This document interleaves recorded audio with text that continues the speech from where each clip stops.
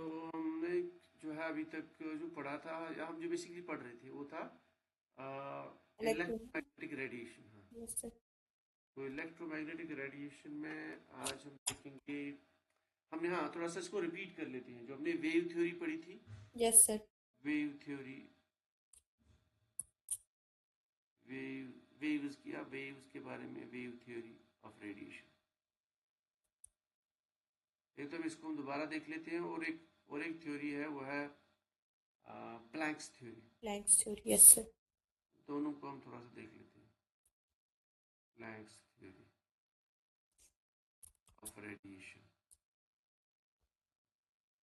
तो पहले हम वेव थ्योरी हमने पढ़ी है, पर अभी रिपीट कर ले वाले हम यस दोबारा। Sir yes. तो wave theory of radiation, wave theory, हाँ वही yes electromagnetic. Sir. Wave theory of electromagnetic radiation. Radiation. इसमें हमने क्या पढ़ा वही हम सम करने जा रहे हैं।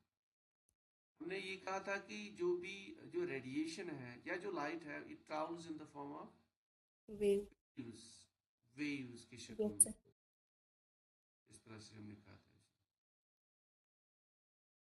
और हर पॉइंट पे जो है, अगर इस वेव के आप किसी भी पॉइंट पे आप देख लो, तो आपके पास दो कंपोनेंट्स होते हैं perpendicular to each other. Yes sir. क्या है magnetic field. Magnetic, electric and magnetic electric and magnetic field. Components. तो ये होते हैं perpendicular to each other each other. Point पे। Yes sir. And they are also perpendicular to the direction of propagation. Propagation. हर point पे मैं अगर ऐसे दिखाऊं डायरेक्शन ऑफ प्रोपगेशन, तो ये होती है आपस में यस परपेंडिकुलर। हाँ। सर। अच्छा, फिर हमने कहा ये जो रेडिएशन होती है, इसके कुछ कैरेक्टरिस्टिक, जो सबसे इंपॉर्टेंट, इसमें हमने क्वेश्चन पूछे थे, कैरेक्टरिस्टिक।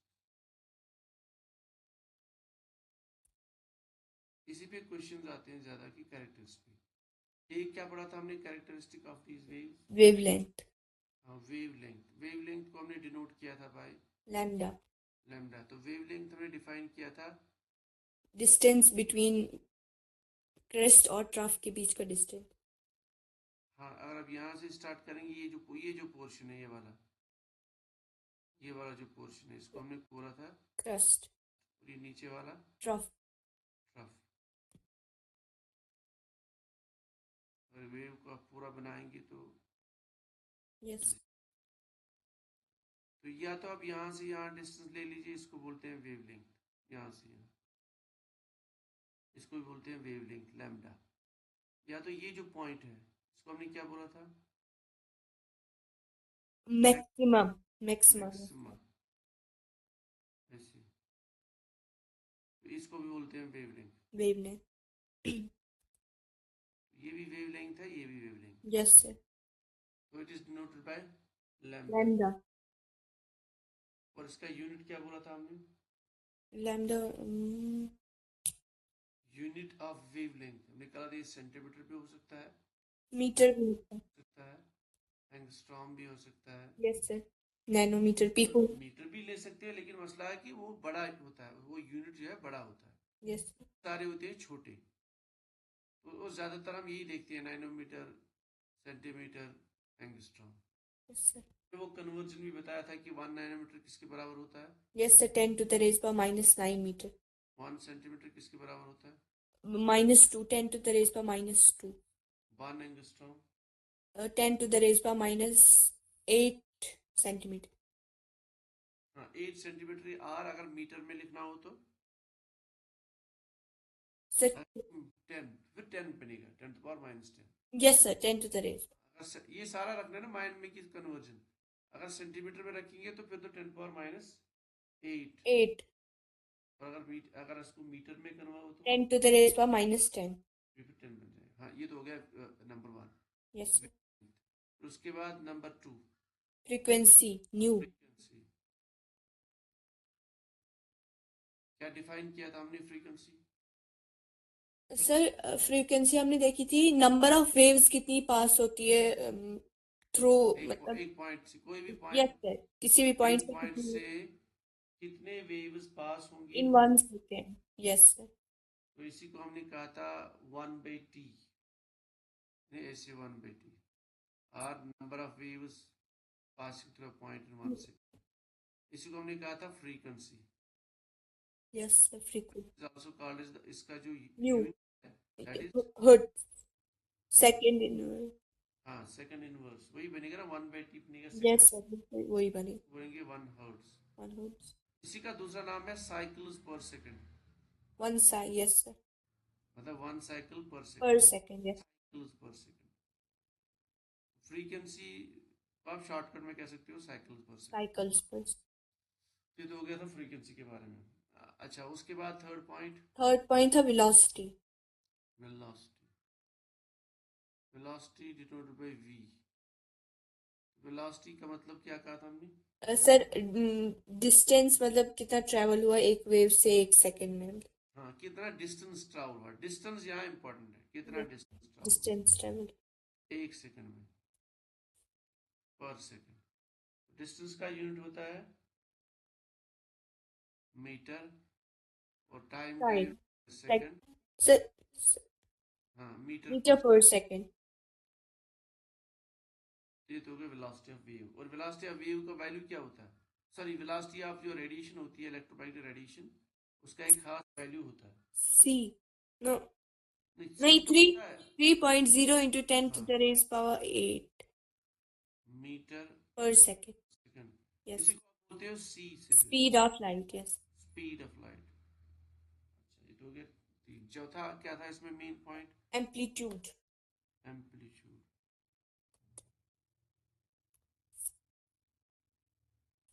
एम्पलीट्यूड का मतलब क्या होता सर है? एम्पलीट्यूड तो होता है हाइट क्रस्ट की और ट्रफ की हाइट. हाँ, ये जो हाइट है यस सर. ये वाला, जैसे इसका भी ये जो नीचे वाला, यस सर. इन दोनों की हाइट. इसको कैपिटल ए से भी डिनोट करते हैं या एक्चुअली स्मॉल स्मॉल ए ए से से भी. denote करते हैं। Yes sir. इसमें कोई ज़्यादा परेशानी नहीं है। अच्छा हाँ, एक चीज़ हमने डिस्कस नहीं की थी, ये एम्पलीट्यूड से क्या फ़ायदा है?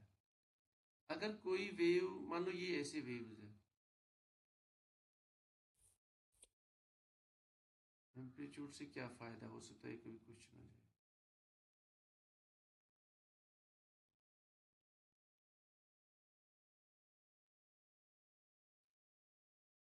मैं वेव ऐसे बनाता हूँ। सर वेव में एम्पलीट्यूड का क्या फायदा है? हाँ. हाँ, मैं कुछ बना रहा हूँ, एक बार देखो दोनों में क्या फ़र्क बन गया। देखो ऊपर और नीचे को आप कंसिडर करो, दोनों में वेव लेंगे सेम है। ये देखो यस यहाँ सर. फ़र्क क्या है? फ़र्क इस हाइट में है। Yes sir.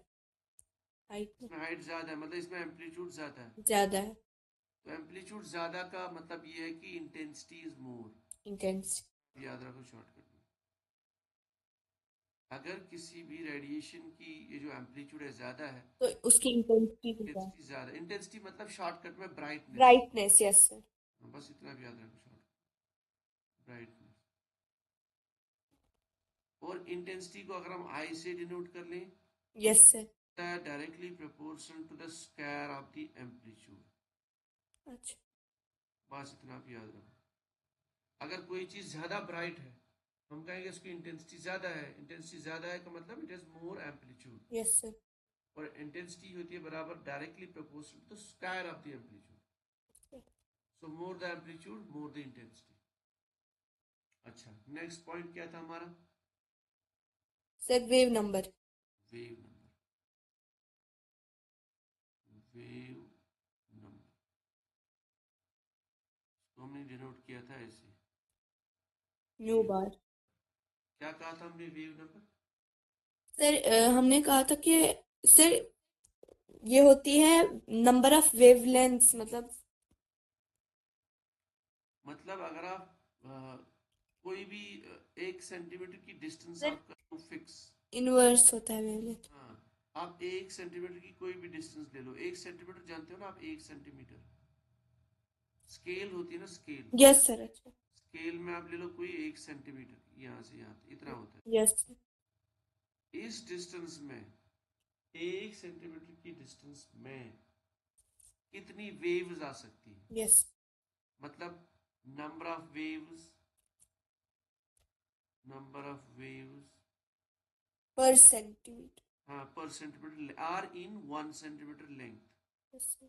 In 1 centimetre of length. तो कोई भी लेंथ का 1 सेंटीमीटर ले लो, उसमें उस कितनी सेंटीमीटर कितने वेव्स हो वेव सकती होंगी है, या इसी को बोलते हैं वेव नंबर। इसी को हमने कहा था 1/λ लैम्डा। क्यूब, अभी हम करेंगे आगे। तो ये तो हमने कुछ मेन पॉइंट्स इसमें डिस्कस की थी। फिर हमने रिलेशन पढ़ी थी जो सबसे इसमें क्वेश्चंस आते हैं। ठीक है, इसको मैं मिटा लेता हूँ, यस सर। डायरेक्ट डिस्कस किया है। फिर हमने इंपॉर्टेंट एक रिलेशन बताई थी ये वाली, किसी भी वेव की जो एनर्जी होती है वो डायरेक्टली होती है proportion to the frequency. Frequency.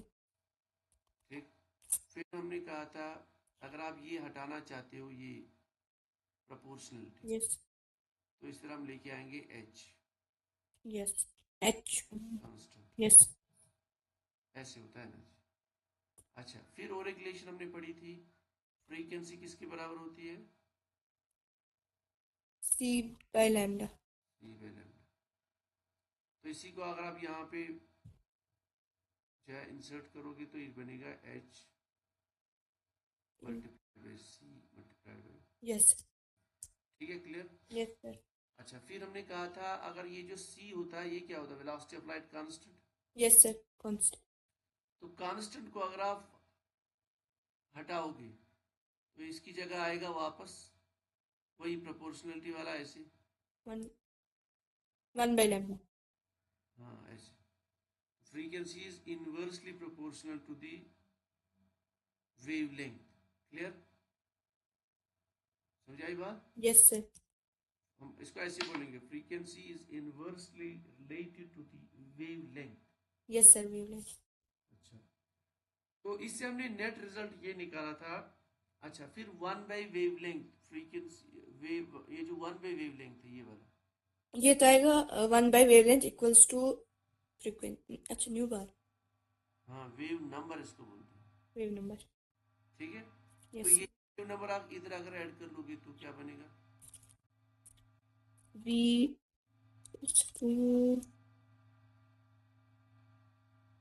बनेगा ना सीधे, जैसे ऊपर हमने किया था। 1/वेवलेंथ हो गया वेव नंबर। Yes sir. वही मैंने कहा कि अच्छा frequency frequency. Proportional to wave number. Yes sir. Clear.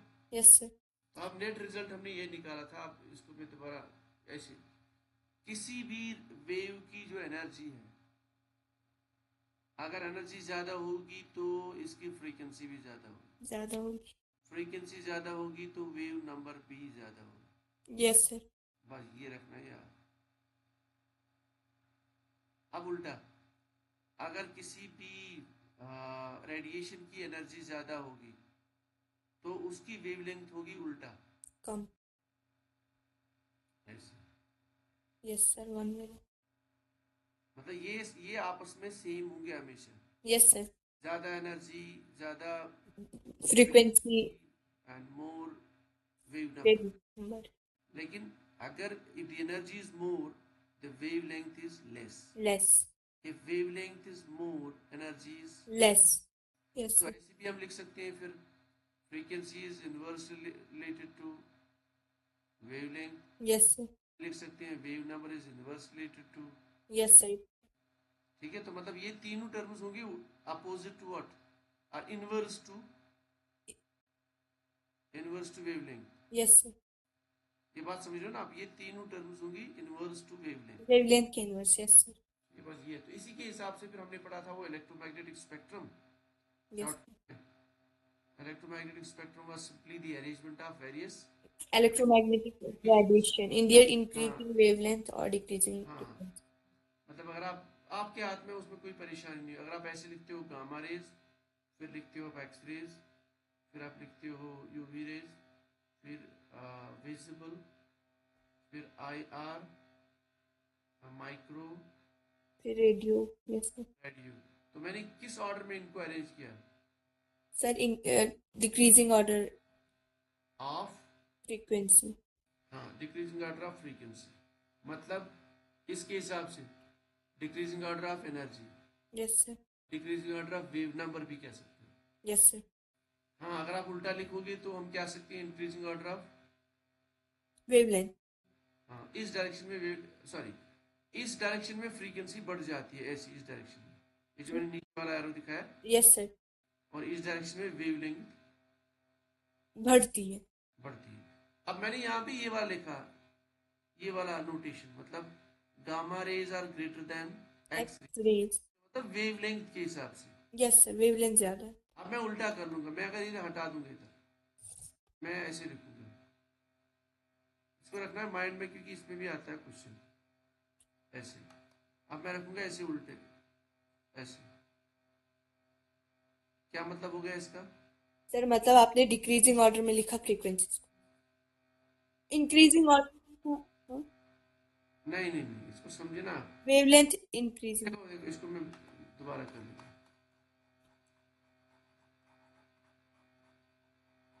Next.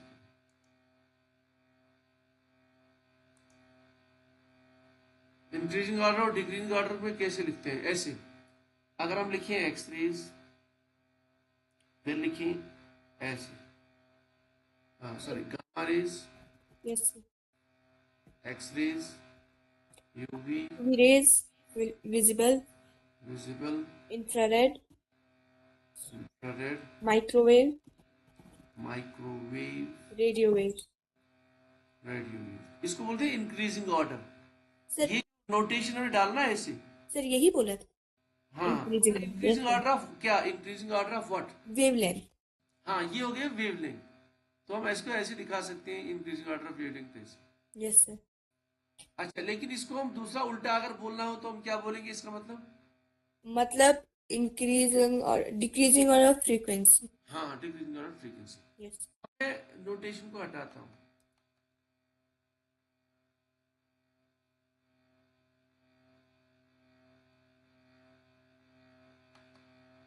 तो मैं ऐसे लिखूंगा ग्रेटर देन। इसका क्या मतलब है? सर इसका मतलब है डिक्रीजिंग ऑर्डर ऑफ फ्रीक्वेंसी। हाँ, डिक्रीजिंग ऑर्डर ऑफ फ्रीक्वेंसी और डिक्रीजिंग ऑर्डर ऑफ एनर्जी और decreasing order of wave wave number, number. एक जैसे, यस सर। ठीक है, उसको याद रखना है। Yes sir. तो ये तो हमने पुराना थोड़ा सा इसको रिपीट कर लिया। तो अभी हम करेंगे नया topic start, Planck's constant. Next, quantum theory, Planck's quantum, ये छोटा ही है, कोई ज़्यादा मसला नहीं है। Yes sir. Yes. Planck's quantum theory,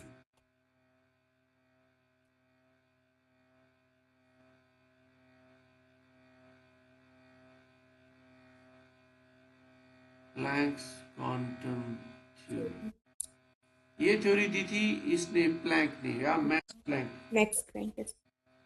इसके थ्योरी का क्या मतलब था? इसने ये कहा था कि जो रेडिएशन होती है वो वेव की शक्ल में नहीं होती है।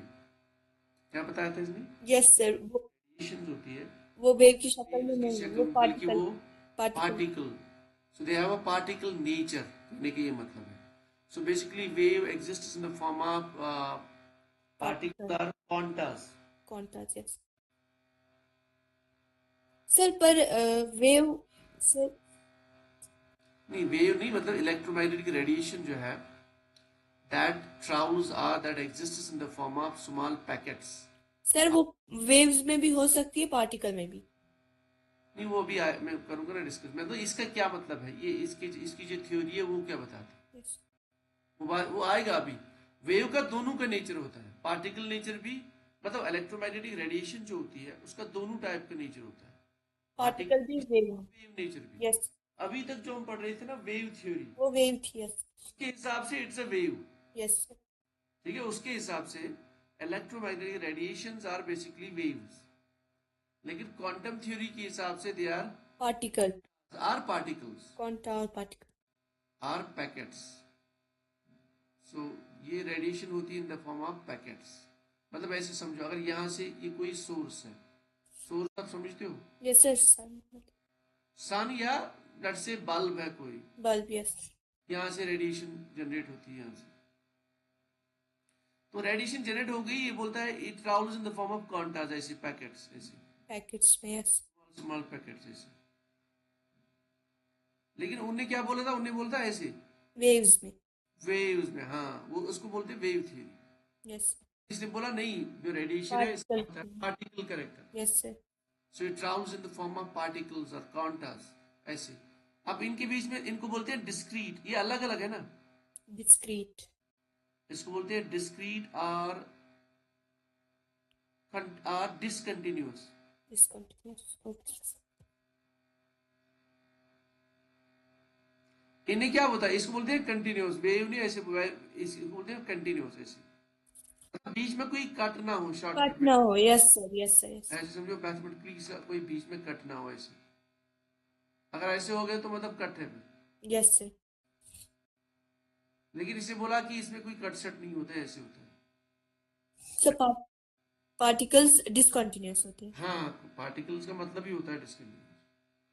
सो as per Planck's quantum theory, जो रेडिएशंस होती है electromagnetic radiations, so they basically exist or they travel in the form of packets, packets of quanta yani they are discontinuous. Discrete और discontinuous Our nature of radiation is discontinuous or discrete ये था इसका main point. अच्छा, light के base में देखो, एक तो होता है रेडिएशन जो लाइट के लिए हम अप्लाई कर ले, एक तो रूल हम जो लाइट के लिए, लाइट वेपर यस तो लाइट के लिए इसी क्वांटा को बोला जाता है फोटॉन। जो लाइट होती है ना, light, yes sir yes sir sir bundle of light हाँ, इसको बोला जाता है फोटॉन, यानी इस एक के जो एक आपको दिख रहा है ये ऐसे, yes sir one photon one photon one photon. तो लाइट के लिए क्वांटम का मतलब है फोटॉन। फोटोन तो बेसिकली इसका सिंगुलर है क्वांटम और इसका प्लूरल है क्वांटा क्वांटा। क्वांटा मतलब बहुत सारे क्वांटम्स बहुत सारे यस सर और बहुत सारे पैकेट्स। क्लियर बात। यस सर तो फिर इसने बताया कि जो एक पैकेट के साथ जो एनर्जी होती है, ये यस सर इसे बोला एक पैकेट के साथ एनर्जी होती है E इज इक्वल, या ऐसे करेंगे, E वो होती है directly proportional to the frequency. Yes sir वो मतलब उसने भी वही कहा जो वेव थ्योरी में आया था, फर्क बस इतना है कि इसने बोला इसका पार्टिकल नेचर होता है, और वेव थ्योरी के अकॉर्डिंग विभाग वेव थ्योरी में भी इसी आया था। ठीक है, यस सर वेव थ्योरी में भी सेम आया था ना कि energy directly proportional to frequency. Yes sir आया था So, as per the Planck's quantum theory, energy is of each quantum is directly proportional to the frequency. तो ये हम अगर हम हटा लें ये प्रोपोर्शनलिटी तो क्या करेंगे, एच लेके आएंगे एच इंटू प्लैंक्स, ये जो अपना प्लैंक्स कांस्टेंट। प्लैंक तो प्लैंक्स कांस्टेंट का वैल्यू क्या बताया था हमने, सर हमने बताया 6.63 into 10 to the raise power -34 joule per joule और सेकंड अच्छा, ये और एक यूनिट है, ये जूल किसका यूनिट है, एनर्जी का। एनर्जी तो joule is the unit of energy, और इसका और एक यूनिट होता है उसको बोलते हैं अर्ग। और हाँ, ERG। एक है इसका यूनिट जूल, जूल ERG, यार इसके दो यूनिट्स हैं। तो अगर हम इसको आपस में इनका रिलेशन देखिए तो 1 joule is equal to 10 to the power 7 erg, ERG। 1 joule is equal equal to the power 7 erg. और यस इसको अगर हम अर्ग में लिखिए तो क्या करें, इसका जूल को हटाना है, यहाँ पे ERG लेके आना है, तो क्या करेंगे हम, सर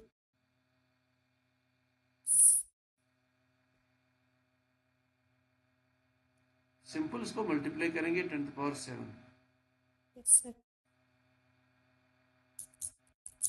ऐसे। ठीक, तो इसको सॉल्व करके क्या मिलेगा यहाँ पे, सर हमें पावर्स को करना है हाँ तो क्या मिलेगा यहाँ पे आंसर, 27 हाँ तो हम लिखेंगे 6.6 634 into 10 to the raise power 27 -27 पर सेकंड। मतलब आपको अगर क्वेश्चन कभी आए what is the value of Planck's constant, वहां पे ऐसा दिया हो, एक ऐसा दिया हो, तो आप, या कोई लिखा हो बोथ ऑफ दीज, तो आप क्या बताओगे, प्लैंक्स कांस्टेंट का वैल्यू बताना है हम्म, तो सर उधर एक वैल्यू ऐसे दिया होगा, एक ऐसे दिया होगा, तो आप क्या ऑप्शन बताएंगे इसका? सर उस टाइम में सर जूल पर सेकंड वाला करूं? नहीं नहीं नहीं, अगर ऑप्शन में दोनों दिए हुए तो सो बोथ। बोथ आएगा ना फिर। Yes sir both.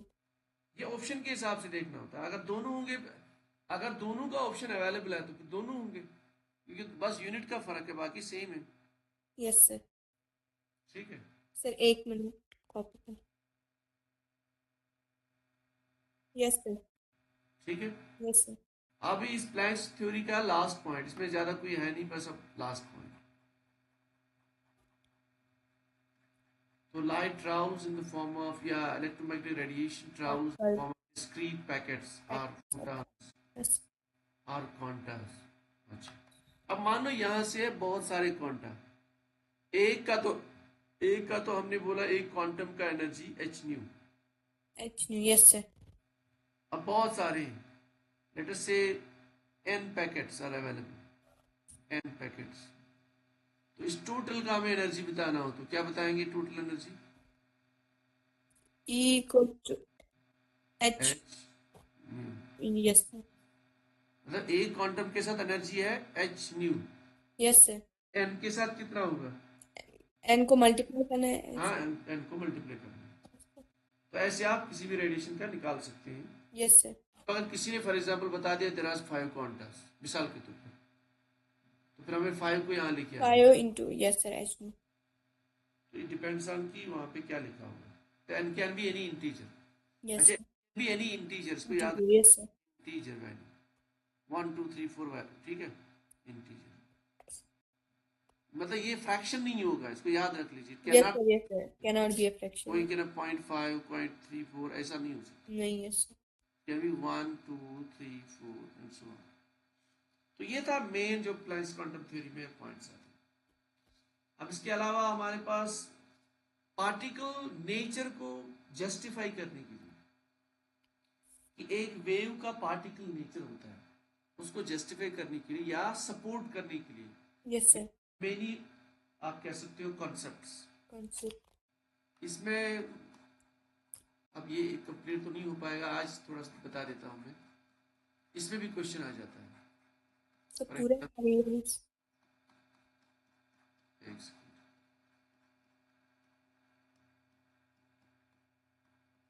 आप मतलब दो याद रख लो इसको, दो कॉन्सेप्ट्स जिसके हेल्प से हम ये बता सकते हैं कि दे ये बात। दी पार्टिकल नेचर ऑफ रेडिएशन।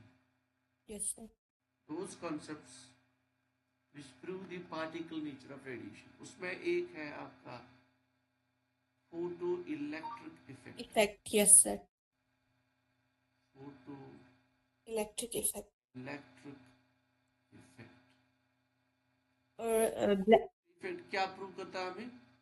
ये पार्टिकल नेचर है मतलब। वेव, ये जो रेडिएशन है इनका पार्टिकल नेचर। Yes sir. और दूसरा, ब्लैक बॉडी रेडी। नहीं नहीं, वो उधर वो आएगा वेव्स के साथ। अच्छा। पढ़ लीजिए, उससे हमें क्या प्रूव हो जाता है। मतलब इन कॉन्सेप्ट से हमें पता चलता है कि वेव हैज पार्टिकल कैरेक्टर। उसको जब आप पढ़ोगे तो आपको पता चलेगा कि wave has the electromagnetic radiation has wave character. ठीक है, यस सर। उसको आप पढ़ लीजिए एक बार, अगर नहीं आता समझ तो, नहीं तो हम कर लेंगे फिर इसको किसी क्लास में। वो आपकी फिजिक्स में भी आएगा वैसे, ओके सर। ठीक है, वो फिजिक्स में भी आएगा, या आप पढ़ लेंगे उसको भी, कोई परेशानी नहीं। और एक है that is called as Compton effect. Compton effect, effect.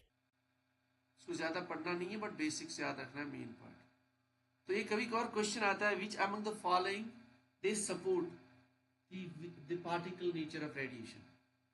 तो ओके। इसमें Compton effect supports the particle nature of radiation, yes sir. और photoelectric. or it also proves the particle nature of radiation। वैसे ही photoelectric effect।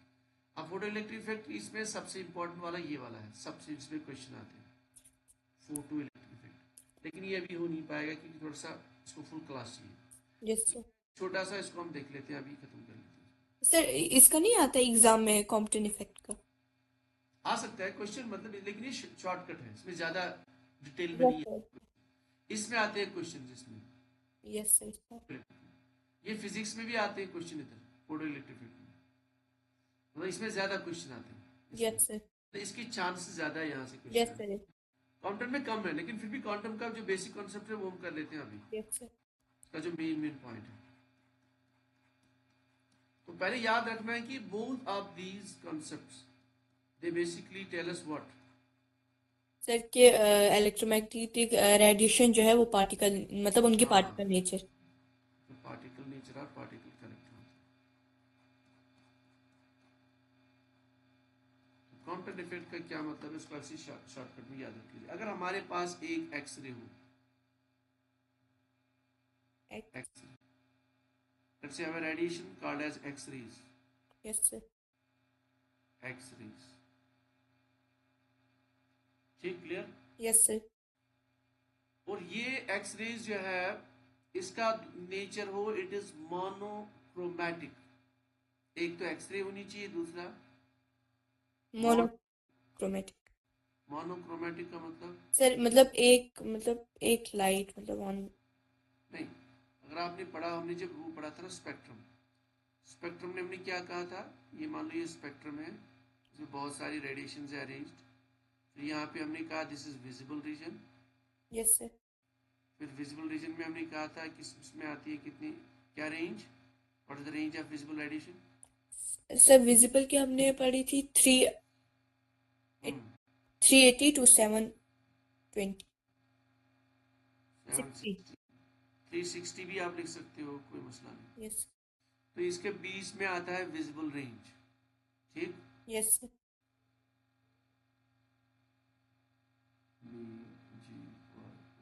ऐसे मतलब क्या, मतलब visible जो radiation है इसमें बहुत सारी वेवलेंथ प्रेजेंट है। आया समझ। Yes sir.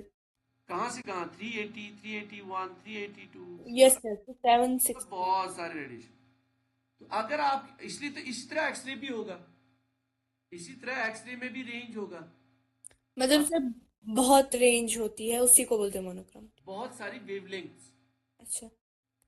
मतलब ये तो हो गया रेंज ऑफ वेवलेंथ। इस रेंज को हमने कहा विजिबल रेंज। इसी तरह एक रेंज होगा फॉर एक्स रेज। इसको याद करने की जरूरत नहीं है आपको, कोई परेशानी नहीं, बट याद रखना है कि इसमें रेंज होता है, मतलब yes sir. Between this and between this. Yes sir. तो इसका मतलब है कि इसमें बहुत सारी radiation, there are many wavelengths in between. ठीक, बात समझा रही ना। मतलब एक्सरे के बीच में बहुत सारी वेवलेंथ है तो ये मोनोक्रोमेटिक है। नहीं नहीं नहीं, वो मैंने नहीं बताया अभी। मैं बता रहा हूँ कि ये रेंज का क्या मतलब है। रेंज जैसे मैंने कहा विजिबल का रेंज होता है बिटवीन 360 से सर लेके, ये तो आई मुझे समझ। हाँ। अब अगर आपके पास ऐसी एक्सरे हो जो जिसकी एक ही वेवलेंथ हो, मतलब एक ही, इस रेंज में सिर्फ एक वेवलेंथ, यस सर। यस। मतलब फॉर एग्जांपल अगर मैं आपको बताऊं, मैं बताऊं आपको मोनोक्रोमैटिक विजिबल रेडिएशन, क्या मतलब, मतलब 360 और 370 के बीच का कोई एक वेवलेंथ, यस सर। 390, बस ऐसे 392, इसको बोलते हैं मोनोक्रोमैटिक। समझ आ रही बात। Yes sir. अभी एक वेवलेंथ, एक वेवलेंथ, एक ही वेवलेंथ। अच्छा हाँ एक। एक, ओके सर। हाँ मतलब लेकिन वो वेवलेंथ इसी रेंज में होनी चाहिए। Yes sir. Yes sir. Clear? तो ऐसे अब समझ रहे हो, तो if you have an X ray और वो एक्सरे क्या हो, मोनोक्रोमैटिक, मोनोक्रोमेटिक हो। आए समझ। Yes sir. इसको हम स्ट्राइक कर लेते हैं, और if this X ray falls on some element, yes sir. This is some element, element. और एलिमेंट हमारे पास वो lighter like carbon, lighter element like carbon, yes sir. हल्का। क्या है 6, कार्बन का 6। Yes sir. मतलब और भी हो सकती है पर हम इतना ही याद रख लेंगे। If we have an X ray which is monochromatic, monochromatic. then it falls or it strikes some element like carbon, carbon. तो यहाँ से जो स्कैटर होके, आप कह सकते हो वेवलेंथ निकल रही, मतलब ये स्कैटर होके निकलेगी ऐसे, यस। ऐसे ऐसे ऐसे। ये जो वेवलेंथ, ये जो रेडिएशन है स्कैटर होके जो निकली, इसको याद रखो। इनकी जो वेवलेंथ है दैट इज मोर, ये इसको याद रखना। क्या है इसका मतलब, मतलब जो निकलेगी इमिट होगी वो रेडिएशन तो वो ज्यादा होंगी। ज्यादा नहीं, उनकी वेवलेंथ ज्यादा हो। अच्छा वेवलेंथ हम कंपेयर करें इसकी एक्सरे की वेवलेंथ कंपेयर कर लें कम थी, और फिर इनकी वेवलेंथ कंपेयर कर लें एट इनकी ज्यादा। ये यस जो सर। है स्कैटरिंग के बाद। तो स्कैटरिंग के बाद जो वेवलेंथ है दैट विल बी मोर, ये भी एक्सरे ही होगा लेकिन इनकी वेवलेंथ मोर होगी इन कंपैरिजन टू जब वो इंसिडेंट हुआ था कार्बन पार्टिकल पे। Yes sir. ये बात समझ आ रही है आपको? सर इससे पहले एक्सरेज की वेवलेंथ कम थी। नहीं, ऐसे समझो आप। मैंने बोला मोनोक्रोमैटिक। क्या बोला मैंने? मोनोक्रोमेटिक। मोनोक्रोमैटिक का मतलब जो एक्सरे का रेंज है, इस रेंज में से कोई सा भी एक वेवलेंथ, ठीक है। Yes sir. अब मान लो मुझे नहीं पता रेंज क्या है इनका, एक सेकंड मुझे पता रेंज देखते हैं तो रेंज पता चले, क्योंकि कोई जरूरी नहीं याद रखना। एक्सरेज का रेंज होता है नॉर्मली 10⁻⁻12 के आसपास, अच्छा सर। -12 और इधर -14। अच्छा, और साथ में 10 आप जा सकते हो, 10 तक भी, 10 के आसपास ऐसे सर ऐसे। एक्सरेज की वेवलेंथ। हाँ। सर ये बता बता। तो माइनस, ये तो 10⁻18 है किसका? एक्सरेज की वेवलेंथ। 10 क्या बता रहे हो? अच्छा -10। ये प्लस कैसे हो सकता है, ये यस माइनस। सर -10। ठीक है, मतलब इस रेंज में। अब इसको अगर हम निकाले तो मैं रफली बता रहा हूँ कि इस रेंज में इनकी वेवलेंथ है, इस रेंज में यस सर यस। 10⁻10 से लेके, आपको याद रखनी, इधर मत रखो, आप याद मत करो कंफ्यूजन, ये मैं बता रहा हूँ रफली एग्जाम्पल। Yes sir. बस ये वाला याद रखो, विजिबल का और अल्ट्रावायलेट का, जो मैंने उस दिन बताया था। Yes sir. ठीक है? तो इसके बीच में इनका रेंज है 10⁻10, 10⁻14। Yes sir. इसके बीच में बहुत सारी रेडिएशन वेवलेंथ होगी ना। यस सर है। मैंने एक वेवलेंथ को सिलेक्ट किया यहाँ पे, उसका उसका जो लेट्स से उसका जो वेवलेंथ है वो है 3.1 10⁻−13। Okay sir. मतलब ये मैं रफली बता रहा हूँ, यस सर यस। ये बिल्कुल रफली बता रहा हूँ, ये कोई इसमें हकीकत नहीं। अब ये रेडिएशन मैंने ले ली और मैंने इसको स्ट्राइक किया एक कार्बन एलिमेंट पे। स्ट्राइक के बाद यहाँ पे क्या होगा? स्कैटरिंग। स्कैटरिंग। जो रेडिएशन स्कैटर होगी, मैं कहता हूं उसकी wavelength is more in comparison to what was incidented. समझ आ रही बात? Yes sir. इंसिडेंट की क्या थी? 3.1 10⁻−13। अब ये जो स्कैटर होगी इसकी इनकी होगी ज्यादा वेवलेंथ होगी। यस। 3.8 yes sir. 10⁻−13। यस। मैं रफली बता रहा हूँ, ये बढ़ गई ना वेवलेंथ, देखो। बड़ी। Yes sir. तो ये जो इफेक्ट है इसको बोलते हैं photo Compton. Compton Compton effect. Clear बात? Yes sir. I can write down like this. Compton effect को अगर मुझे लिखना हो,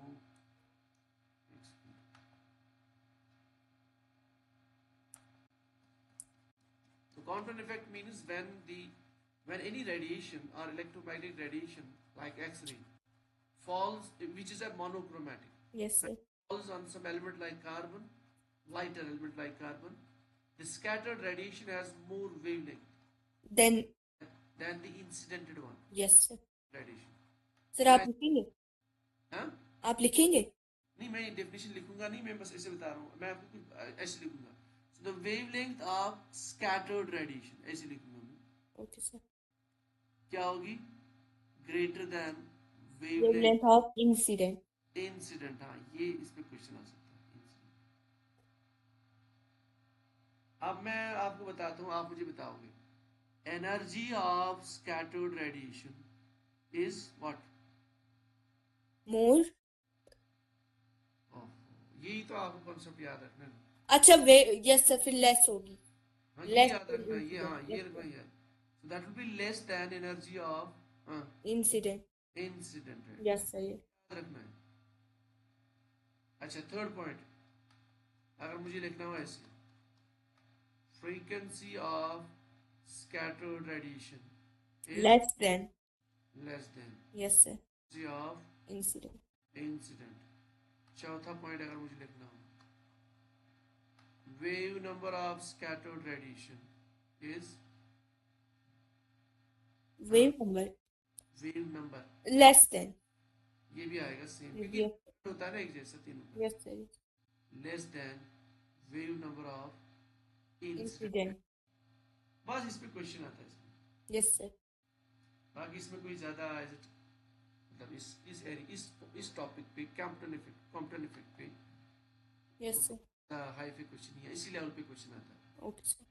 तो ये तो हमने आज इसको कंप्लीट किया। अब इसमें जो इम्पोर्टेंट टॉपिक है वो है फोटो इफेक्ट, इफेक्ट। ये अच्छा इम्पोर्टेंट टॉपिक है, बड़ा टॉपिक है, इसमें न्यूमेरिकल्स भी आते हैं, ये हम करेंगे कल इंशाल्लाह। Okay sir. तो आप थोड़ा सा देख सकते हो जो अपना क्या था वो जो मैंने ब्लैक और ब्लैक, हाँ, ब्लैक बॉडी, ब्लैक बॉडी और इस तरह से हाँ वही ब्लैक बॉडी रिलेटेड आप पढ़ सकते हो, ठीक है। सर उसको मैं पढ़ूंगी। आप बस पढ़ लो, कोई मसले बाद में कर लेंगे हम। Okay sir. ये दो इफेक्ट्स है, इनसे हमें पता चलता है particle nature of radiation. Radiation, yes sir. तो ठीक है, मेरे ख्याल से हम कर लेते हैं क्लोज। Okay sir. ठीक है, ठीक।